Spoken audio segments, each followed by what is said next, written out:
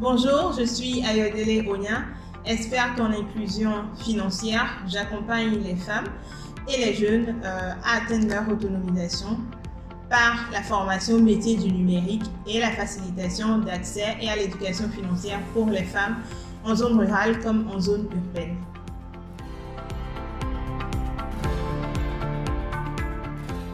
Alors, comment s'est faite l'insertion dans le milieu du numérique? Pour moi, depuis toute petite, j'ai vu ma mère et plusieurs femmes autour de moi chercher du financement, se casser la tête pour atteindre leurs objectifs et faire grandir leurs entreprises. Et donc, moi, j'avais choisi de travailler dans la finance et j'ai orienté mes études dans ce sens-là. J'ai travaillé dans les fonds d'investissement, dans les fonds de microfinance et dans tous les secteurs, si on peut dire, financiers.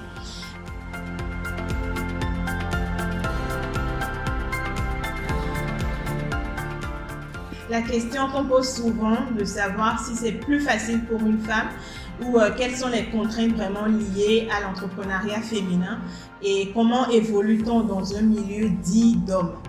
Je dis souvent que les hommes ont leurs contraintes, les femmes ont leurs contraintes et en tant que femmes, nous parlons naturellement plus de ce que nous connaissons, les contraintes liées au fait d'être une femme.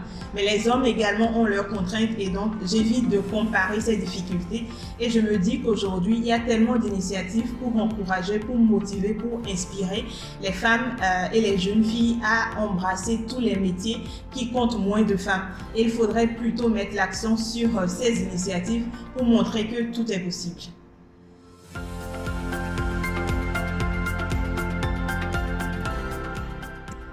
Une approche pour promouvoir l'égalité des sexes, il est très important de montrer les hommes et les rôles modèles, une force vraiment dans notre communauté. Le fait de montrer aux petites filles que c'est possible de devenir une femme qui intervient dans les milieux de décision, dans la technologie, dans les mathématiques.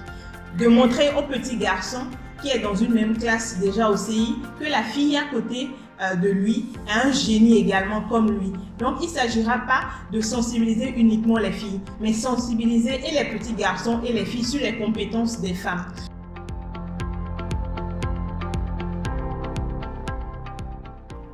Pour atteindre les questions d'égalité, de chance, il y a plusieurs cases à cocher. La question sur les droits des femmes, la question de la santé sexuelle et reproductive est une question très importante pour nous. Et dans la politique RSE de Wourami Consulting, à travers l'association Women Impact Network, nous menons aujourd'hui une consultation qui n'est pas uniquement digitale, mais également dans les villages, dans les zones rurales. Nous réunissons les femmes et les hommes pour discuter des questions liées à la santé de la femme.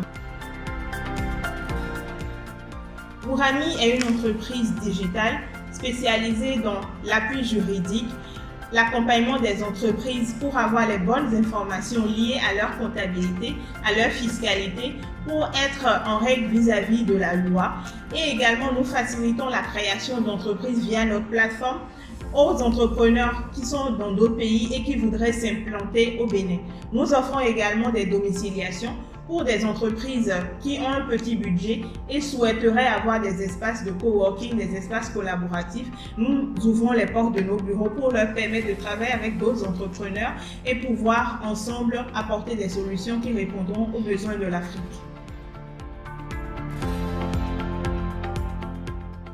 Je souhaite pour mon pays, le Bénin, un pays où on peut avoir accès au numérique. Un pays où les femmes et les jeunes pourront avoir accès aux opportunités qu'offre le digital. Un pays où les jeunes, même dans les zones rurales, pourront avoir accès à la formation, à une formation de qualité et surtout comprendre comment fonctionne le digital aujourd'hui pour que le Bénin puisse devenir cette plateforme tournante et ce hub pour toute l'Afrique francophone.